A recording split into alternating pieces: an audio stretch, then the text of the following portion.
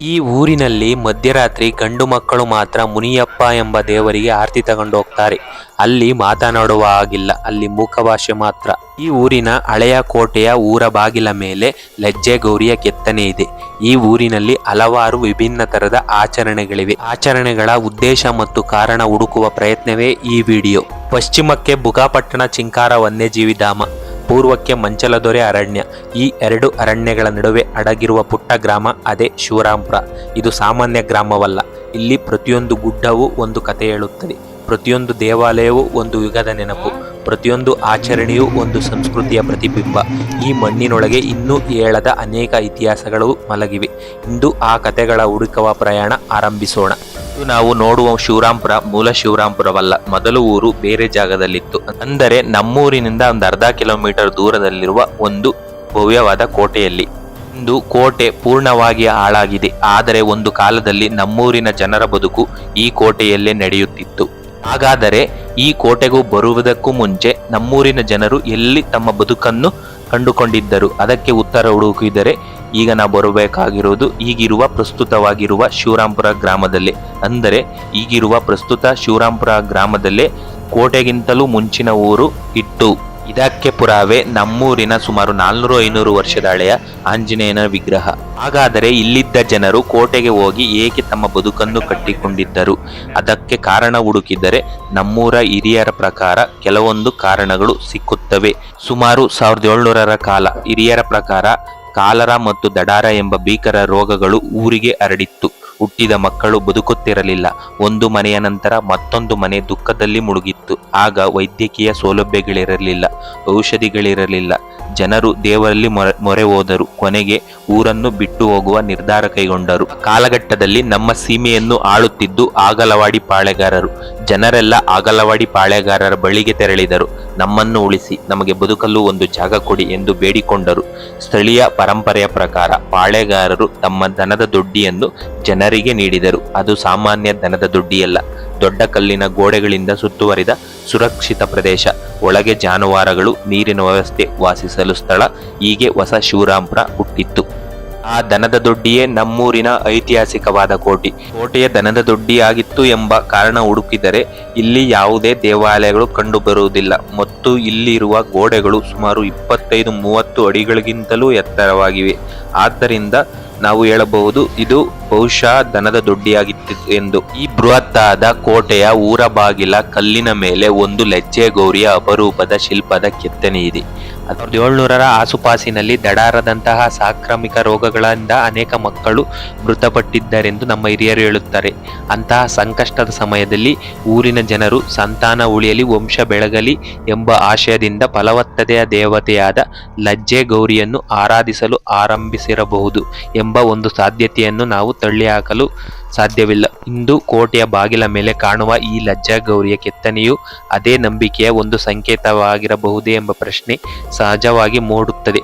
ಆದರೆ ಇದನ್ನು ದೃಢೀಕರಿಸುವ ಶಾಸನ ಅಥವಾ ಲಿಖಿತ ಪುರಾವೆಗಳು ಸದ್ಯಕ್ಕೆ ಲಭ್ಯವಿಲ್ಲ. ಈ ಲಜ್ಜೆ ಗೌರಿಯನ್ನು ನಮ್ಮೂರಿನಲ್ಲಿ ಗುಡ್ಡದ ತಿಮ್ಮವ್ವ ಅಂತ ಕರೀತಾರೆ. ಒಂದು ಕಡೆ ದಡಾರದಿಂದ ಮಕ್ಕಳು ಬದುಕುತ್ತಿರಲಿಲ್ಲ, ಮತ್ತೊಂದು ಕಡೆ ಕೋಟೆಯ ಪ್ರವೇಶ ದ್ವಾರದಲ್ಲೇ ಫಲವತ್ತತೆಯ ಸಂಕೇತವಾದ ಲಜ್ಜೆ ಗೌರಿಯ ಕೆತ್ತನೆ. ಈ ಎರಡು ಘಟನೆಗಳು ಪರಸ್ಪರ ಸಂಬಂಧ ಹೊಂದಿದೆವೇ? ಸಂಕಷ್ಟ ಸಮಯದಲ್ಲಿ ನಮ್ಮ ವಂಶ ಉಳಿಯಲಿ ಎಂಬ ಪ್ರಾರ್ಥನೆಯೊಂದಿಗೆ ಗ್ರಾಮಸ್ಥರು ಈ ದೇವಿಯನ್ನು ಪ್ರತಿಷ್ಠಾಪಿಸಿರಬಹುದು. ಹೀಗೆ ದನದ ದೊಡ್ಡಿಯಾಗಿದ್ದ ಆಗಲವಾಡಿ ಪಾಳೆಗಾರರ ಈ ಕೋಟೆ ಜನದ ವಸತಿ ಕೇಂದ್ರವಾಗಿ ಮಾರ್ಪಟ್ಟಿತ್ತು. ಗಂಡು ಮಕ್ಕಳು ಮಾತ್ರ ಮುನಿಯಪ್ಪ ಎಂಬ ದೇವರಿಗೆ ಏಕೆ ಆರತಿ ತಗೊಂಡು ಹೋಗ್ತಾರೆ ಮತ್ತು ಈ ಸಂಪ್ರದಾಯ ಯಾವಾಗ ಏಕೆ ಶುರುವಾಯಿತು ಎಂಬ ಮಾಹಿತಿಯನ್ನು ಕೆಲ ಹಿರಿಯರಲ್ಲಿ ನಾನು ಕೇಳಲ್ಪಟ್ಟಾಗ ಅವರು ಹೇಳಿದ್ದು, ಆ ಕಾಲಘಟ್ಟದಲ್ಲಿ ಊರಿನಲ್ಲಿ ಹುಟ್ಟಿದ ಗಂಡು ಮಕ್ಕಳ ಸಂತಾನದಲ್ಲಿ ಕೆಲವೊಂದು ದೃಷ್ಟಿ ದೋಷಗಳು ಮತ್ತೆ ಅಂಗವಿಕಲತೆ, ಕೆಲವೊಂದು ದೈಹಿಕ ಸಂಬಂಧಿ ರೋಗಗಳು ಇದ್ದವಂತೆ. ಆಗ ಊರಿನ ಹಿರಿಯಕರು ದೇವರಲ್ಲಿ ಹೋಗಿ ಮರೆ ಕೇಳಿದಾಗ ಆ ದೇವರು ನಿಮ್ಮೂರಲ್ಲಿ ಮುನಿ ಸಂಚಾರ ಎಂಬ ಒಂದು ಮುನಿಗಳ ಸಂಚಾರ ಇದೆ, ಅವರನ್ನು ನೀವು ತೃಪ್ತಿಪಡಿಸಬೇಕು. ಆ ದೇವರಿಗೆ ನೀವು ಕುರಿ ಕೊಯ್ದು ಊರಿನ ಜನರಿಗೆ ಅರ್ಶೇವೆ ಮಾಡಬೇಕು ಮತ್ತು ಅಲ್ಲಿ ಗಂಡು ಮಕ್ಕಳು ಮಾತ್ರ ಆ ದೇವರಿಗೆ ಆರತಿ ತಗೊಂಡು ಹೋಗ್ಬೇಕು ಅನ್ನೋ ಒಂದು ದೇವರ ಪ್ರೇರೇಪಣೆ ಆಯ್ತಂತೆ. ಆ ಕಾಲಘಟ್ಟದಿಂದಲೇ ಈ ಗಂಡು ಮಕ್ಕಳು ಆರತಿ ತಗೊಂಡೋಗೋ ಸಂಪ್ರದಾಯ ಶುರುವಾಗಿತ್ತು ಅಂತ ನಮ್ಮ ಕೆಲವೊಂದು ಊರಿನ ಹಿರಿಕರು ನನಗೆ ಹೇಳಿದರು. ಈ ಮುನಿಯಪ್ಪ ಎಂಬ ದೇವರಿಗೆ ಹುಣ್ಣಿಮೆ ಆದಮೇಲೆ ಅಂದರೆ ಜಾತ್ರೆಯ ಸಮಯದಲ್ಲಿ ಹುಣ್ಣಿಮೆ ಯಾವ ಕಾಲಘಟ್ಟದಲ್ಲಿ ಬರುತ್ತೆ ಅದಕ್ಕೆ ಅನುಸಾರವಾಗಿ ಈ ಮುನಿಯಪ್ಪ ಎಂಬ ದೇವರಿಗೆ ಇದು ಆರತಿ ತಗೊಂಡೋಗಿ ಮತ್ತು ಈ ಅರಿಸಾವೆ ಅನ್ನೋ ಸಂಪ್ರದಾಯನ ನಮ್ಮೂರಿನ ಜನರು ಪಾರಂಪರಿಕವಾಗಿ ಮಾಡ್ಕೊಂಬರ್ತಿದ್ದಾರೆ. ಈ ಮುನಿಯಪ್ಪ ಎಂಬ ದೇವರಿಗೆ ಆರತಿ ತಗೊಂಡು ಬಂದಾಗ ಇಲ್ಲಿ ಯಾರು ಮಾತನಾಡೋವಾಗಿಲ್ಲ, ಮೂಕ್ ಭಾಷೆಯಲ್ಲಿ ಮಾತ್ರ ಇಲ್ಲಿ ಅವರು ಮಾತಾಡ್ಕೊಳ್ತಾರೆ. ಯಾರನ್ನು ಬಾಯಿ ಬಿಟ್ಟು ಇಲ್ಲಿ ಮಾತಾಡಲ್ಲ. ಇದು ಈ ಸಂಪ್ರದಾಯ ಏಕೆ ಮತ್ತು ಯಾವ ಉದ್ದೇಶಕ್ಕೆ ಯಾವ ಕಾರಣಕ್ಕೆ ಮಾಡ್ತಾರೆ ಅನ್ನೋದು ನನಗೂ ಅಷ್ಟಾಗಿ ಸ್ಪಷ್ಟವಾಗಿ ಗೊತ್ತಿಲ್ಲ. ಈ ಮುನಿಯಪ್ಪ ದೇವರಿಗೆ ಬೆಳಿಗ್ಗೆನೆ ಬಂದು ಕುರಿ ಕೊಯ್ದು ಆ ಕುರಿಯನ್ನು ಎಲ್ಲ ಅಡಿಗೆ ಮಾಡಿ ಬಡಿಸೋಕ್ಕೆ ರೆಡಿ ಮಾಡ್ಕೊಂಡಿರ್ತಾರೆ. ಆ ಅಡಿಗೆ ಮಾಡಿದ ಪ್ರಸಾದವನ್ನೆಲ್ಲ ತಂದು ದೇವರ ಮುಂದೆ ನೈವೇದ್ಯ ಮಾಡಿ ಮತ್ತು ಎಲ್ಲ ಗಂಡು ಮಕ್ಕಳು ಬಂದು ಇಲ್ಲಿ ಆರತಿ ಮಾಡಿದ್ದಾದ್ಮೇಲೆ ಊಟಕ್ಕೆ ಹಾಕಕ್ಕೆ ಜನನ ಊರಲ್ಲಿ ಕರೆಯೋಕ್ಕೆ ಹೋಗ್ತಾರೆ. ಜನನ್ನ ಊಟಕ್ಕೆ ಕರೆಯೋಕ್ಕಿಂತ ಹೋಗೋಕ್ಕಿಂತ ಮುಂಚೆಲೆ ಚಂದ್ರ ಆಕಾಶದಲ್ಲಿ ಇದನ್ನ ಇಲ್ಲೋ ಅಂತ ಕನ್ಫರ್ಮ್ ಮಾಡ್ಕೊಳ್ತಾರೆ. ಯಾಕೆ ಅಂತಂದರೆ ಚಂದ್ರ ಮುಳುಗಿದಾದ್ಮೇಲೆ ಮಾತ್ರ ಇಲ್ಲಿ ಊಟಕ್ಕೆ ಹಾಕೋದು. ಅದಕ್ಕೆ ಈ ಮುನಿಯಪ್ಪನ್ನ ಕತ್ಲು ಮಲ್ಲಪ್ಪ ಅಂತ ಕೂಡ ಕರೀತಾರೆ.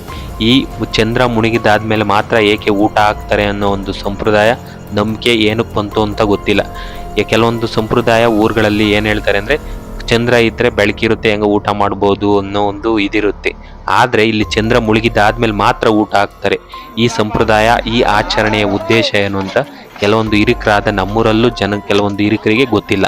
ಯಾವಾಗ ಊರಿನ ಜನರು ಈ ಕೋಟೆಗೆ ಬಂದು ನೆಲೆಸಿದರೋ ಆ ಕಾಲಘಟ್ಟದಲ್ಲೇ ಈ ಕೋಟೆಯ ಊರ್ಬಾಗ್ಲಲ್ಲಿ ಲೆಜ್ಗೌರಿ ಕೆತ್ತನೆ ಆಗಿದೆ.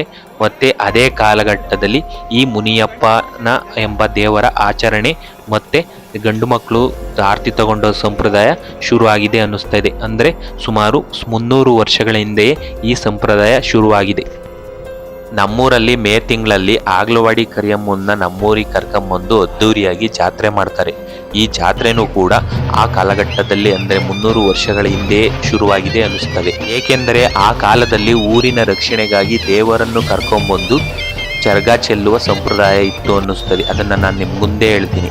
ಜಾತ್ರೆ ಸುಮಾರು 5 ದಿನಗಳ ಕಾಲ ನಡೆಯುತ್ತದೆ. ಅಂದರೆ ಶನಿವಾರದಿಂದ ಬುಧವಾರದವರೆಗೆ. ಶನಿವಾರ ಆಂಜನೇಯನ ಅರಿಸಾವೆ ಅಥವಾ ಬರೇವು ಅಂತ ಮಾಡ್ತಾರೆ. ಆ ದಿನ ನಮ್ಮೂರಿನ ಒಡೆಯ ಆಂಜನೇಯ ಸ್ವಾಮಿಗೆ ಊರಿನ ಹೆಂಗಳೆಯರೆಲ್ಲ ಆರತಿ ತಗೊಂಡು ಬರ್ತಾರೆ. ಈ ಆರತಿಯನ್ನು ನಮ್ಮೂರ ಆಂಜನೇಯ ಸ್ವಾಮಿಗೆ ಬೆಳಗಿ ಮತ್ತು ಕೆಲವೊಂದು ಆಚರಣೆಗಳು ಸಂಪ್ರದಾಯಗಳನ್ನು ಅಂದರೆ ದೇವರ ಕುಣಿತ ಇರ್ಬೋದು, ಸ್ವಾಮನ ಕುಣಿತ ಇರ್ಬೋದು, ಇವನ್ನೆಲ್ಲ ಮಾಡ್ತಾರೆ. ಆ ಸಮಯದಲ್ಲಿ ದೇವರ ಮುಂದೆ ಚಾಟಿಯಿಂದ ಹೊಡೆದುಕೊಳ್ಳುವ ದೃಶ್ಯವನ್ನು ನೋಡುವುದು ಒಂದು ವೈಭವವಾಗಿ ಕಾಣುತ್ತದೆ. ಮತ್ತು ಅದೇ ಸಮಯದಲ್ಲಿ ಓಪ್ರಕ್ಕೆ ಹಾಕ್ತಾರೆ. ಈ ಓಪ್ರಕ್ಕೆ ಹಾಕುವ ಅನ್ನೋ ದೃಶ್ಯ ನೋಡೋದು ನಮಗೆಲ್ಲ ಒಂದು ಮೈ ರೋಮಾಂಚನಗೊಳ್ಳುವಂಥ ಒಂದು ದೃಶ್ಯ. ಎಲ್ಲ ಮುಗಿದಾದ್ಮೇಲೆ ದೇವರಿಗೆ ಆರತಿ ಬೆಳಗಿದ್ದಾದ್ಮೇಲೆ ಪ್ರತಿ ಮನೆಯಿಂದ ಅಕ್ಕಿ ಬೇಳೆ ಏನು ತಂದು ಒಂದೇ ಕಡೆ ಅಡುಗೆ ಮಾಡಿದ್ದನ್ನು ಊರಿನ ಜನರೆಲ್ಲ ಒಟ್ಟಿಗೆ ಕೂತು ಊಟ ಮಾಡೋ ಈ ಸಂಪ್ರದಾಯ ಆಚರಣೆ ಇದೆಯಲ್ಲ, ಇದು ಬಹುಶಃ ನಮ್ಮೂರಲ್ಲಿ ನಡೆಯುವಂಥ ಒಂದು ಅರಿಸಾವೆಗಳಿರ್ಬೋದು, ಆಚರಣೆಗಳಲ್ಲಿ ಇರ್ಬೋದು, ಇಡೀ ಕರ್ನಾಟಕದಲ್ಲಿ ಎಲ್ಲೂ ಕಂಡು ಬರಲ್ಲ ಅನಿಸುತ್ತೆ. ಇಷ್ಟೊಂದು ಅರಿಸಾವೆಗಳನ್ನು ನಮ್ಮೂರಲ್ಲಿ ಮಾಡ್ತಾರೆ. ಮುಂದಿನ ದಿನ ಭಾನುವಾರ ಮುನಿಯಪ್ಪ ಅಥವಾ ಕತ್ಲು ಮಲ್ಲಪ್ಪ ಅನ್ನೋದನ್ನ ಮಾಡ್ತಾರೆ. ಆಗಲೇ ನಾನು ಮೊದಲೇ ವಿಡಿಯೋದಲ್ಲಿ ಹೇಳ್ದಂಗೆ ಈ ಸಂಪ್ರದಾಯ ಮೊದಲಿಂದನೂ ಮಾಡ್ಕೊಂಡ್ಬರ್ತಿದ್ದಾರೆ. ಮುಂದಿನ ದಿನ ಅಂದರೆ ಸೋಮವಾರ ಆಗ್ಲವಾಡಿ ಹೋಗಿ ಆಗ್ಲವಾಡಿ ಕರಿಯಮ್ಮ ಮತ್ತು ಕೊಲ್ಲಾಪುರದಮ್ಮನ್ನ ಕರ್ಕೊಂಬರ್ತಾರೆ. ನಮ್ಮೂರಿನ ಆಂಜನೇಯ ಸ್ವಾಮಿ ಸ್ವಲ್ಪ ದೂರ ಹೋಗಿ ಆಗ್ಲವಾಡಿ ಕರಿಯಮ್ಮ ಮತ್ತು ಕೊಲ್ಲಾಪುರದಮ್ಮನ್ನ ಜೊತೆಯಾಗಿ ಕರ್ಕೊಂಬರುತ್ತೆ. ಆ ತಾಯಿಯರಿಬ್ಬರು ಮಧ್ಯದಲ್ಲಿ ಹನುಮಂತ, ಮುಂದೆ ಸ್ವಾಮ ಮತ್ತು ಭೂತಗಳು ಇವೆಲ್ಲವೂ ಒಂದೊಂದೇ ಹೆಜ್ಜೆಯನ್ನು ಇಟ್ಟು ಬರುತ್ತಿರುವ ದೃಶ್ಯವನ್ನು ನೋಡುವುದು ಕಣ್ಣಿಗೆ ಹಬ್ಬ. ಬಹುಶಃ ಈ ತಾಯಿಯರಿಬ್ಬರನ್ನು ಕರೆದುಕೊಂಡು ಬರುವ ಸಂಪ್ರದಾಯ ಸುಮಾರು 300 ವರ್ಷಗಳ ಹಿಂದೆಯೇ ಶುರುವಾಗಿದೆ ಅನ್ನಿಸ್ತದೆ. ಯಾಕೆಂದರೆ ಆ ಕಾಲಘಟ್ಟದಲ್ಲಿ ಬಂದಂತಹ ಕಾಲರ ಅಥವಾ ದಡಾರ ರೋಗಗಳಿಂದ ಊರಿಗೆ ಒಂದು ಚರಗ ಸೆಲರ್ಬೋದು ಇದನ್ನು ಸಂಪ್ರದಾಯನ ಆಚರಣೆ ಮಾಡೋ ಒಂದು ಉದ್ದೇಶದಿಂದ ಅವಾಗಲಿಂದನೂ ಕರ್ಕೊಂಬಂತಿರ್ಬೋದು ಅಂತ ನನ್ನ ಅನಿಸಿಕೆ. ಈಗಲೂ ನಡೆಯುವ ಈ ಆಚರಣೆ ಊರ ಬಾಗಿಲಿಗೆ ಅಂದರೆ ಊರ ಬಾಗಿಲಿನ ಮಧ್ಯದಲ್ಲಿ ಒಂದು ಗುಂಡಿ ತೋಡಿ ಅದಕ್ಕೆ ಕುರಿ ಅಥವಾ ಮೇಕೆಯನ್ನು ಬಲಿ ಕೊಟ್ಟು ಅದರ ರಕ್ತವನ್ನು ಅನ್ನಕ್ಕೆ ಬೆರೆಸಿ ಅನ್ನ ಮತ್ತು ಬೇವಿನ ಸೊಪ್ಪು ಇರ್ಬೋದು ಕೆಲವೊಂದು ಇವಕ್ಕೆಲ್ಲ ಬೆರೆಸಿ ಪ್ರತಿ ಮನೆಯ ಮೇಲೂ ಎರಚುತ್ತಾರೆ.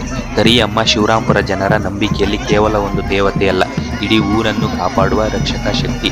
ಗ್ರಾಮೀಣ ಕರ್ನಾಟಕದಲ್ಲಿ ಸಾಂಕ್ರಾಮಿಕ ರೋಗಗಳು, ಬರಗಾಲ ಅಥವಾ ಅಪಾಯಗಳು ಎದುರಾದಾಗ ಗ್ರಾಮ ದೇವತೆಯ ಆರಾಧನೆಗೆ ವಿಶೇಷ ಮಹತ್ವ ಇತ್ತು.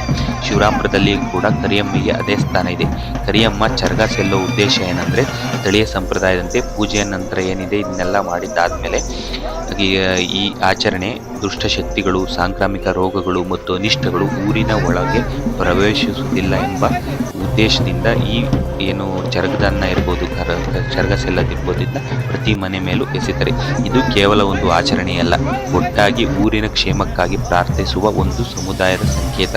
ಇಂದಿಗೂ ಈ ಸಂಪ್ರದಾಯವನ್ನು ಊರಿನ ಜನರು ಅದೇ ಭಕ್ತಿ, ಅದೇ ಗೌರವ, ಅದೇ ಶ್ರದ್ಧೆಯಿಂದ ಮುಂದುವರಿಸಿಕೊಂಡು ಬರ್ತಿದ್ದಾರೆ. ಜಾತ್ರೆಯ 4ನೇ ದಿನ ಅಂದರೆ ಮಂಗಳವಾರ ಎಲ್ಲ ದೇವರನ್ನು ಒಂದೇ ಜಾಗದಲ್ಲಿ ಅಂದರೆ ಕರಿಯಮ್ಮನ ಗದ್ದಿಗೆ ಅಂತ ನಮ್ಮೂರಲ್ಲಿದೆ. ಆ ಕರಿಯಮ್ಮ ಗದ್ದಿಯಲ್ಲಿ ಕರಿಯಮ್ಮ, ಕೊಲ್ಲಾಪುರದಮ್ಮ, ಆಂಜನೇಯ ಏನು ಇದ್ದಾವೆ ದೇವರುಗಳು, ಇವನ್ನೆಲ್ಲನ ಕೂರಿಸಿ ಇಡೀ ನಮ್ಮೂರಲ್ಲಿ ಯಾವ ಮನೆ ಇದೆ ಪ್ರತಿಯೊಂದು ಮನೆಯಲ್ಲೂ ಆರತಿ ತಗೊಂಡು ಬರ್ತಾರೆ. ಈ ಆರತಿಯನ್ನು ಆ ದೇವರಿಗೆ ಎಲ್ಲ ಬಂದಂತಹ ಈ ದೇವರುಗಳಿಗೆಲ್ಲ ಆರತಿಯನ್ನು ಮಾಡಿ ಮತ್ತು ಒಂದು ಕೋರಿಕೆಯನ್ನು ಇಡ್ತಾರೆ. ಏನು ಊರಿಗೆ ಒಳ್ಳೆಯದಾಗಲಿ, ಮಳೆ ಬೆಳೆ ಚೆನ್ನಾಗಾಗಲಿ ಅನ್ನೋ ಒಂದು ಉದ್ದೇಶಕ್ಕೆ. ದಿನ ಪ್ರತಿಯೊಂದು ಮನೆಯಲ್ಲೂ ಊರಲ್ಲಿ ಭರ್ಜರಿಯಾದ ಬಾಡೂಟ ಇರುತ್ತದೆ. ಬಂದಂತಹ ನೆಂಟರಿಷ್ಟಿಗೆ ಅವರು ಒಳ್ಳೆ ಬಾಡೂಟ ಹಾಕ್ತಾರೆ. ದಿನ ರಾತ್ರಿ ಅಂದರೆ ಮಂಗಳವಾರ ರಾತ್ರಿ ಎಲ್ಲ ದೇವರನ್ನು ಊರ ಮಧ್ಯದಲ್ಲಿ ಗದ್ದಿಗೆ ಮಾಡಿ ಒಂದು ಸ್ವಾಮನ ಕುಣಿತ ಇರ್ಬೋದು, ಚಾಟಿ ಏಟಿನ ಇರ್ಬೋದು, ಕರಿಯಮ್ಮ ಕೊಲ್ಲಾಪುರದಮ್ಮನ್ನ ಹೊಗಳೋ ಒಂದು ಸಂಪ್ರದಾಯ ಇರ್ಬೋದು, ಇವನ್ನೆಲ್ಲ ಮಾಡ್ಕೊಂಡು ಬರ್ತಿದ್ದಾರೆ.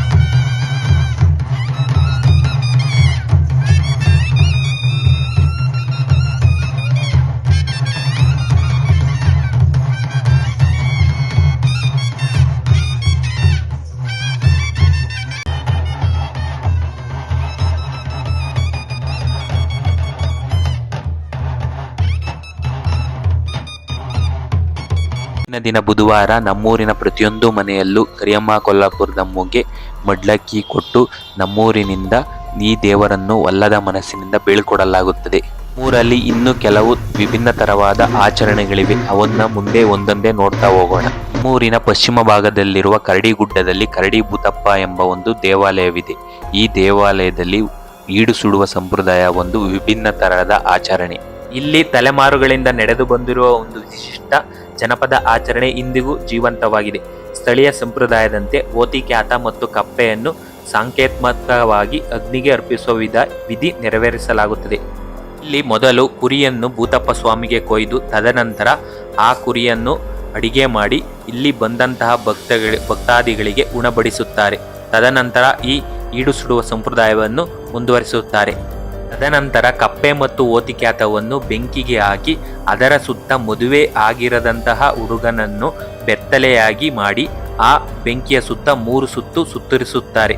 ಇಲ್ಲಿ ಕಪ್ಪೆ ಮಳೆಯ ಸೂಚಕವಾದರೆ ಓತಿಕ್ಯಾತ ಬರಗಾಲದ ಸೂಚಕ. ಇವೆರಡವನ್ನು ಬೆಂಕಿಯಲ್ಲಿ ಹಾಕಿ ಸುಟ್ಟು ಒಬ್ಬ ಮದುವೆಯಾಗದ ಹುಡುಗ ಬೆತ್ತಲೆಯಾಗಿ ಸುತ್ತಿದರೆ ಮಳೆ ಬರುತ್ತದೆ ಮತ್ತೆ ಮಳೆ ಚೆನ್ನಾಗಾಗ್ತೈತೆ, ಊರು ಚೆನ್ನಾಗಿರುತ್ತದೆ ಅನ್ನೋ ನಂಬಿಕೆ ಪಾರಂಪರಿಕವಾಗಿ ಇಲ್ಲಿ ಇದೆ. ನಮ್ಮೂರಿನ ಇನ್ನೊಂದು ವಿಶಿಷ್ಟ ಆಚರಣೆ ಹೊರಬೀಡು. ಇಡೀ ಊರು ಹೊರಗೆ ಹೋಗುತ್ತದೆ. ಟಂಕಟೆ ಗಿಡಕ್ಕೆ ಕೋಳಿ ಬಲಿ ಕೊಟ್ಟು ಅಲ್ಲೇ ಅಡುಗೆ ಮಾಡಿ ಒಟ್ಟಿಗೆ ಕೂತು ಊಟ ಮಾಡಿ ಸಂಜೆ ಮಾತ್ರ ಊರಿಗೆ ವಾಪಸ್ ಆಗ್ತಾರೆ. ಆ ದಿನ ಊರಲ್ಲಿ ಮನುಷ್ಯರ ಸಂಚಾರ ಇರುವುದಿಲ್ಲ. ಸ್ಥಳೀಯ ನಂಬಿಕೆಯ ಪ್ರಕಾರ ಆ ಸಮಯದಲ್ಲಿ ಊರಿನ ಮನೆಗಳಲ್ಲಿ ಮಾರಿಯರ ಸಂಚಾರ ಇರುತ್ತದೆ ಎಂಬ ನಂಬಿಕೆ ನಮ್ಮೂರಿನಲ್ಲಿದೆ.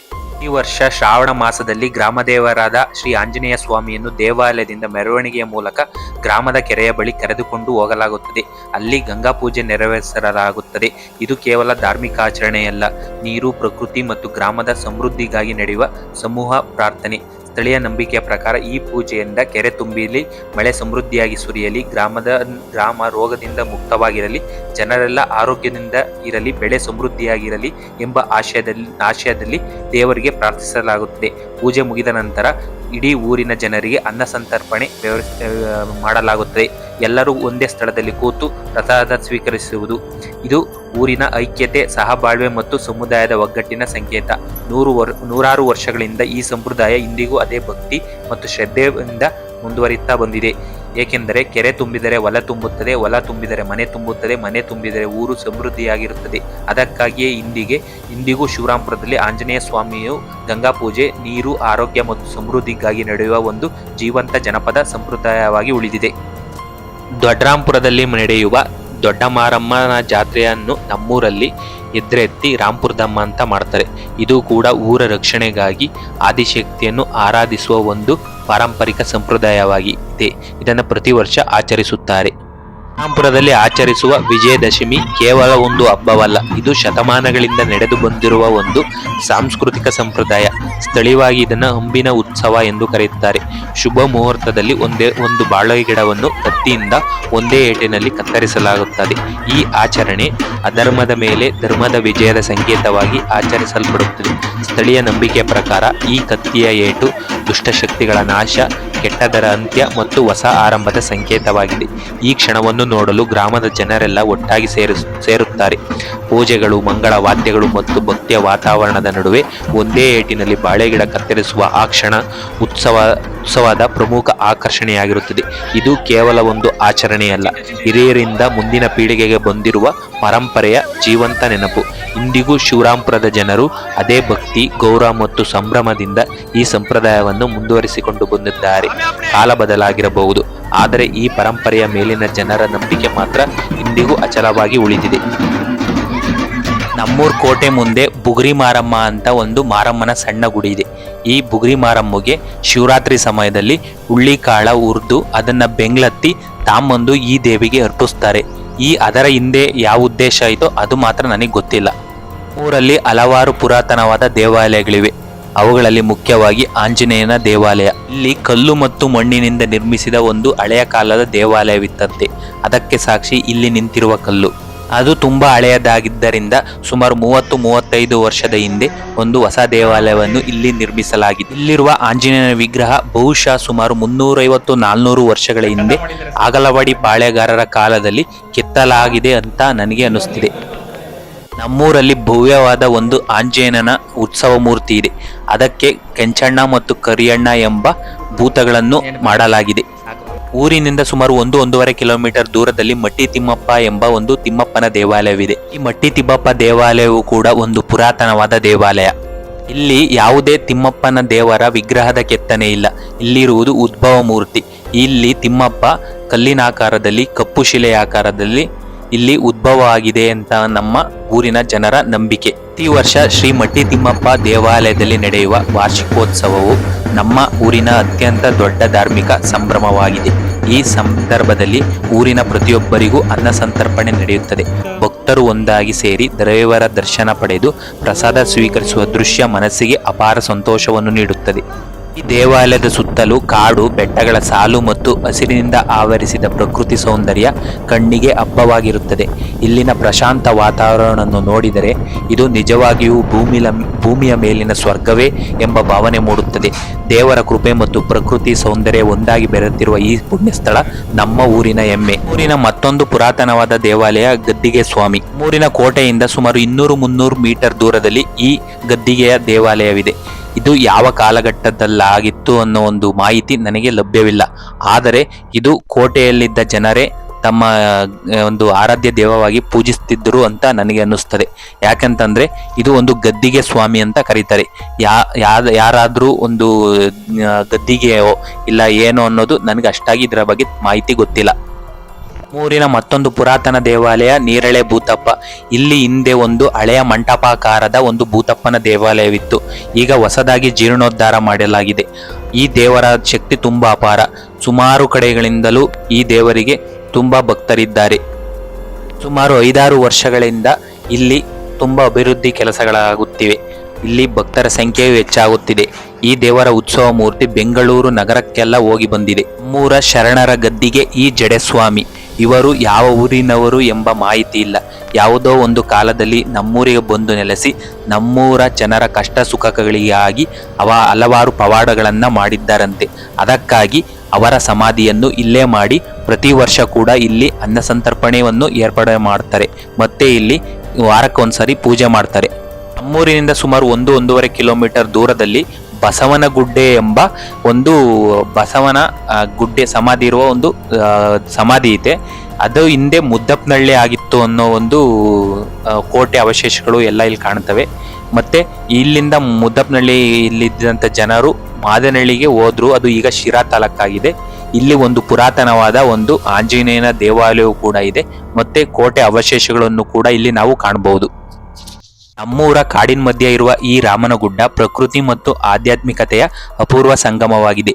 ಸುತ್ತಲೂ ಹಸಿರಿನಿಂದ ಆವರಿಸಿದ ಬೆಟ್ಟಗಳ ಸಾಲು, ಪಕ್ಷಿಗಳ ಕಲರವ, ತಂಪಾದ ಗಾಳಿ ಮತ್ತು ಪ್ರಶಾಂತ ವಾತಾವರಣ ಮನಸ್ಸಿಗೆ ಚೈತನ್ಯ ತುಂಬುತ್ತದೆ.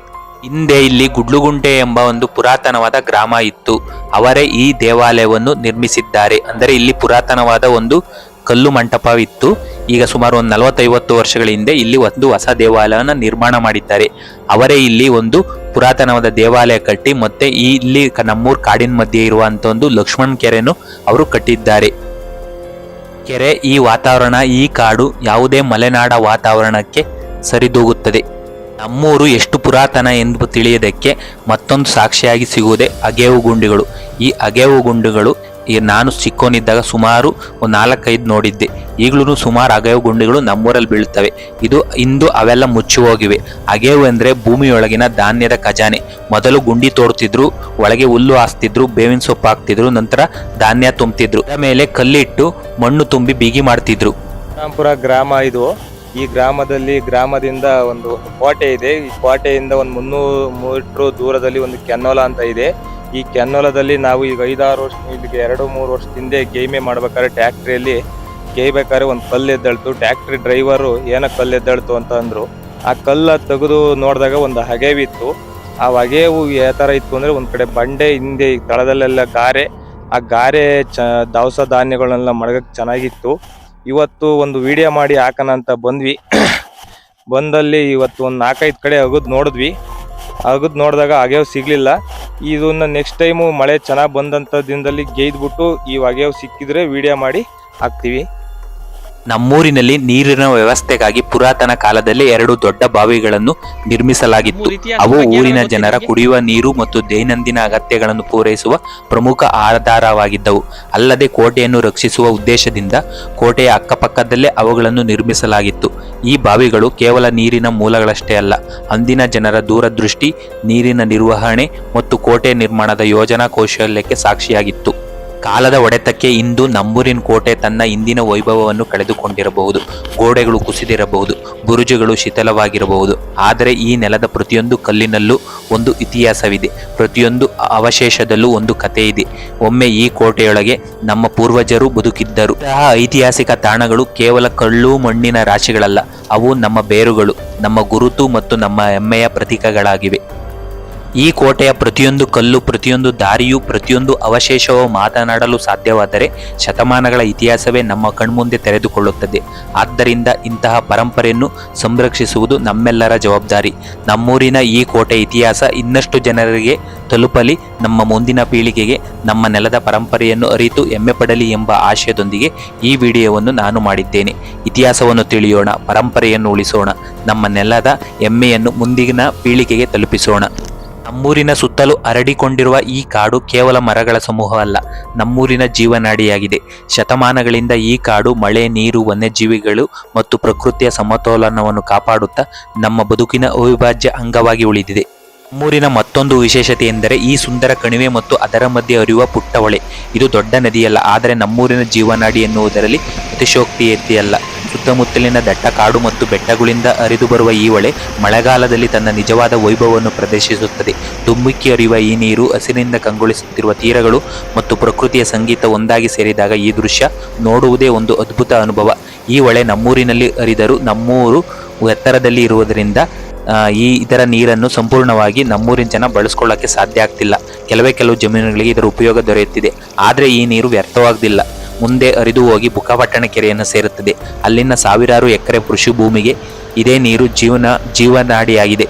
ಒಂದು ಊರಿನಲ್ಲಿ ಹುಟ್ಟಿದ ನೀರು ಮತ್ತೊಂದು ಊರಿನ ಬದುಕಿಗೆ ಆಸರೆಯಾಗುವುದು ಪ್ರಕೃತಿಯ ಅದ್ಭುತ ವ್ಯವಸ್ಥೆಯೇ ಸರಿ.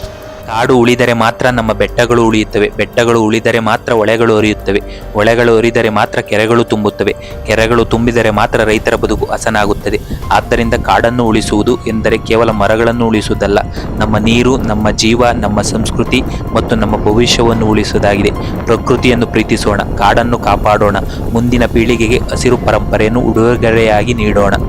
ಶಿವರಾಂಪುರ ಇದು ಕೇವಲ ಒಂದು ಹಳ್ಳಿ ಅಲ್ಲ, ಇದು ಒಂದು ಇತಿಹಾಸ, ಒಂದು ಅರಣ್ಯ, ಒಂದು ಸಂಸ್ಕೃತಿ, ಒಂದು ಜನಪದ ವಿಶ್ವವಿದ್ಯಾನಿಲಯ. ಇಲ್ಲಿನ ಅಗೆವುಗಳು, ಇಲ್ಲಿನ ದೇವಾಲಯಗಳು, ಇಲ್ಲಿನ ಅರಣ್ಯಗಳು, ಇಲ್ಲಿನ ವಿಭಿನ್ನ ಥರದ ಆಚರಣೆಗಳು ಇವೆಲ್ಲವೂ ಮುಂದಿನ ಪೀಳಿಗೆಗೆ ಉಳಿಯಬೇಕು. ಈ ಇತಿಹಾಸವನ್ನು ದಾಖಲಿಸುವುದು ನಮ್ಮೆಲ್ಲರ ಜವಾಬ್ದಾರಿ. ಮಣ್ಣು ಉಳಿದರೆ ಇತಿಹಾಸ ಉಳಿಯುತ್ತದೆ, ಇತಿಹಾಸ ಉಳಿದರೆ ನಮ್ಮ ಗುರುತು ಉಳಿಯುತ್ತದೆ. ಇಂತಹ ಹೆಚ್ಚಿನ ವಿಡಿಯೋಗಳಿಗಾಗಿ ನಮ್ಮ ಪ್ರಕೃತಿ ಪ್ರಾಣಿಕ ಯೂಟ್ಯೂಬ್ ಚಾನಲನ್ನು ಸಬ್ಸ್ಕ್ರೈಬ್ ಮಾಡಿ. ಅರಸಿ ಆರೈಸಿ. ಪ್ರಕೃತಿಯ ಪರಮಾತ್ಮ. ಧನ್ಯವಾದಗಳು.